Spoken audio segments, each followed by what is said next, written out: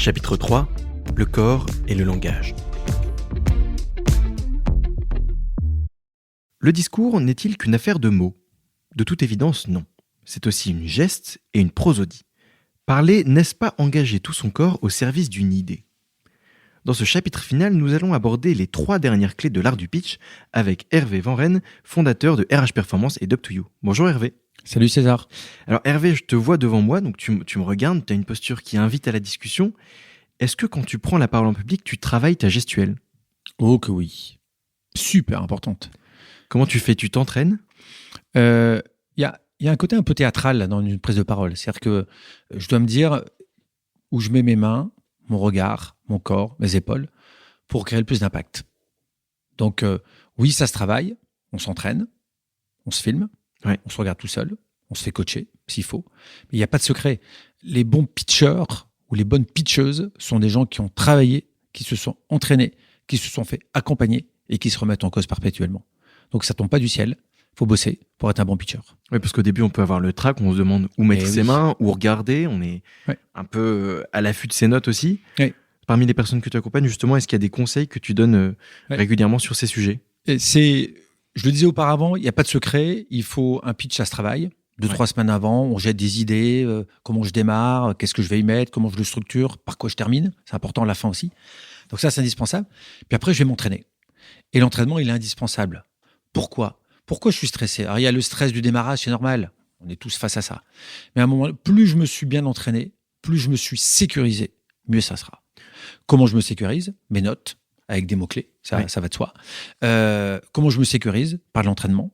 Comment je me sécurise ? Par le regard d'autrui, qui à un moment donné va pouvoir me donner des conseils que je vais accepter, qui vont me permettre d'ajuster. Donc, oser faire sa présentation devant les gens, les membres de son équipe, par exemple, pour qui... ou d'autres personnes, etc. Et puis, l'anxiété ou le stress, c'est quoi ? C'est mon corps, mon expérience qui m'alerte sur tout ce que je dois balayer. Donc, il faut l'accueillir. En revanche, quelques minutes avant, si le pitch il est hyper important, parce que pitcher devant une personne, 5 personnes ou 2000 personnes, c'est pas pareil. Moi, j'invite à faire un peu de méditation, souffler. Moi, j'ai eu la chance de pitcher devant un peu plus de 2000 personnes. Je peux dire que les quelques minutes avant, j'avais les jambes qui tremblaient. Je me disais, mon Dieu, qu'est-ce qui pourrait se passer pour que ça ne se passe pas ? Et je me suis assis, j'ai posé, j'ai médité pendant une minute et j'ai soufflé. Profiter du dernier moment pour que ce soit le calme avant, pas la tempête. Mais... Exactement, se poser et rester concentré, comme un sportif de haut niveau. On parle ici de quelque chose qui est très visuel, au fond, l'action du corps, le langage aussi, on en parlera dans quelques instants. Il y a quelqu'un dont aime bien reprendre les mots, c'est Alain Merabian qui disait il y a 3 choses importantes dans la communication. Albert Merabian. On va pas l'appeler Alain, on va l'appeler Albert. Oui, Albert Merabian est une référence sur l'étude des canaux de communication de l'être humain. Il en identifie 3. Le verbal, le non-verbal et le vocal. Comment on travaille sur les 3 ?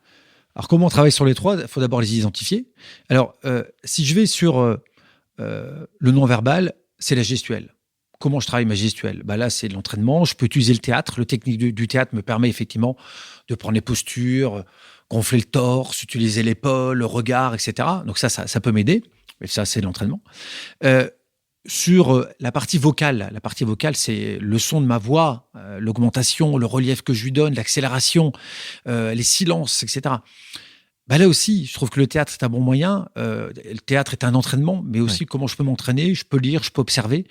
Et puis, demander conseil. Moi, je crois beaucoup au retour d'image. Enfin, la première, c'est le verbal. On pourrait dire que le verbal est le moins important, puisque Albert Merabian, dans ses études, sur une base 100, considère que le non-verbal est le plus important, avec 55%. Il considère que le vocal est le deuxième plus important, 37%, et le reste, 7 ou 8 points. C'est le verbal, c'est les mots. C'est que les mots. Donc, dans l'absolu, moi, j'ai parfois des personnes, quand je leur dis ça, me disent « Mais quoi, t'es en train de nous dire que ce qu'on dit, le fond, est le moins important ?» Je dis oui. Ce qui est important, c'est l'association des deux, ce qui crée l'impact. Ça veut dire que quand je suis au téléphone, le non-verbal disparaît. Quand je suis au téléphone, je n'ai plus que le vocal et le verbal. D'où l'importance de sourire au téléphone, c'est ce qu'on dit souvent. Bravo César, sur phase. Est-ce qu'il y a des erreurs à éviter dans l'utilisation de son corps ou de sa voix ? On pense évidemment qu'il ne faut pas être monocorde, c'est sûr. Est-ce qu'il y a des choses qui sont au fond très communes mais auxquelles on ne prête pas attention ? C'est sûr que c'est comme tout, tu m'avais posé la question à juste titre, connaître son public, devant qui je parle. Et puis en fonction des personnes devant qui je parle, comment je me prépare. C'est sûr que si je suis debout ou assis, c'est pas pareil. Quand je suis assis, mes jambes, je les utilise pas. Il faut éviter qu'elles bougent de trop pour que ça s'entende. Il y a juste mes épaules, mes bras, mon regard qui joue. Comment je l'utilise pour regarder chacun des interlocuteurs droit dans les yeux, etc. Si je suis debout, j'ai des jambes.